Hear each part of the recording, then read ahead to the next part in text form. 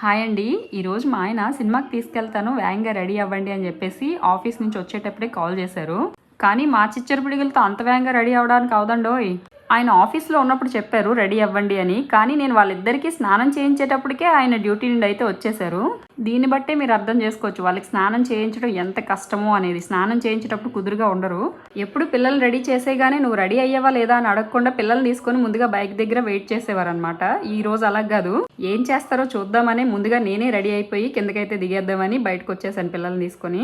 ఇంకా చేసేది ఏం లేక ఆయనే డోర్లు వేసుకొని వచ్చారు. నాకైతే ఒక్కసారిగా నవ్వు ఆగలేదు. ఎప్పుడు ఒకేలా కాకుండా అప్పుడప్పుడు ఇలాంటి సరదాలు కూడా మన లైఫ్లో ఉండాలండోయ్. తను ఎప్పుడు ముందెళ్ళిపోయి నన్ను రా రా అని పిలిచేవారు. ఇప్పుడు అలా కాదు, నేనే ముందు దిగేసి రండి అని పిలుస్తున్నాను. అదిగో మన వాహనం అయితే రెడీగా ఉంది. వెళ్లే ముందు ఏడుకొండలవాడిని దర్శించుకుందాము. అదిగో ఏడుకొండలవాడి కొండ. ముందుగానే సంధ్యా థియేటర్లో కల్కి మూవీకి టికెట్స్ బుక్ చేశారు. సినిమా ఎలా ఉందో చూసి చెప్తాను. Next video follow